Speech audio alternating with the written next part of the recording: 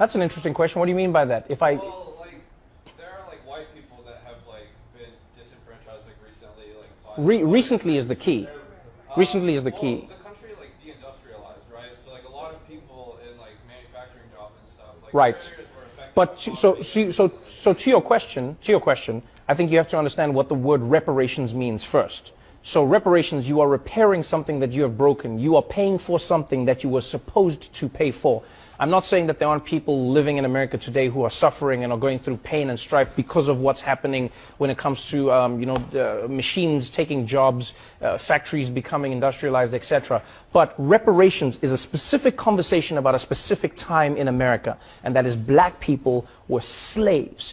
You know what I mean? I've even heard people say like, oh, but there were some of the Irish who were indentured. Like, yeah, slavery. Look at the numbers, look at the time, look at the level of work. You could not work toward your freedom. For most black people in America, this was a time when you lived and died as a slave. And so that's what reparations is about. And so I hear what you're saying, but I think that's a completely separate conversation that needs to be had about the now. Because if you are not careful, what you then do is you combine everybody's suffering into the same bowl, and you make it seem like all injustices have the same weighting, and they don't. Just like crimes. You know, theft isn't the same as murder. We don't try them the same way. And as much as there is a white person who's suffering today, I feel for anybody who's suffering, because I know what it's like to be poor. I know what it's like to suffer. I didn't come from a wealthy family. We struggled when I was growing up. But I also understand that there are levels of that suffering.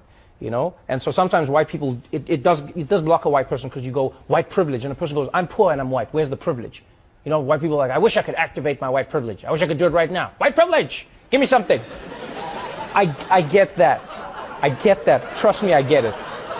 It is hard to accept that you have benefits because of the color of your skin if you cannot see the benefits that you have. But the thing I try to explain to a person is, think of it more like golf. Don't think of it as privilege, then think of it like a handicap.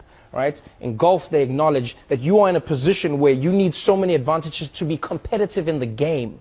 Right? So what they say is you have a handicap of 15, so that means like you're going to be hitting from this tee and you get more chances to get the ball in, because we understand the position you're in. And if you're a black person in America, from slavery, from day one, the number of injustices that have held black people back in America amount to an insurmountable, like you look at black people's freedom, you look at black people's land, just land alone.